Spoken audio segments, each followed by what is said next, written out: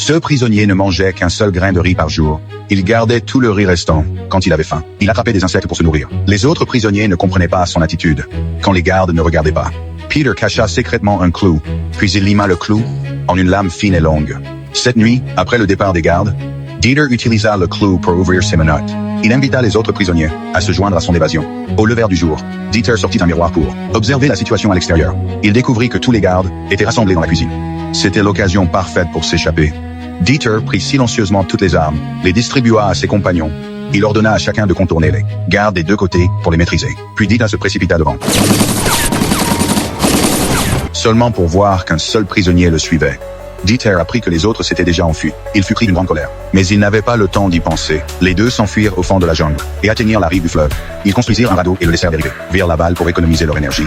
Mais avant d'aller loin, une cascade se dressait devant eux. Ils luttèrent avec désespoir et réussirent à regagner la rive. Mais toutes leurs provisions tombèrent dans le vide. Cette évasion rude ébranla peu à peu leur volonté. Et maintes fois, ils furent tentés d'abandonner. Mais l'espoir de retrouver leur affamé les poussa à continuer. À ce moment précis, Dieter aperçut soudain 2 hélicoptères américains qui approchaient. Il agita la main et cria avec excitation. Mais les soldats ne le remarquèrent pas. Alors Dieter mit le feu à l'herbe voisine. Les flammes attirèrent l'hélicoptère. Cependant, les soldats le prirent pour un ennemi et ouvrirent le feu. Heureusement, Dieter parvint à esquiver les balles à temps. Mais son compagnon fut tragiquement abattu. Dieter se retrouva complètement seul. Il ne savait plus combien de temps tenir.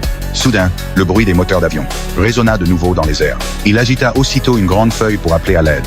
Cette fois, les Américains le virent enfin. Un hélicoptère descendit lentement.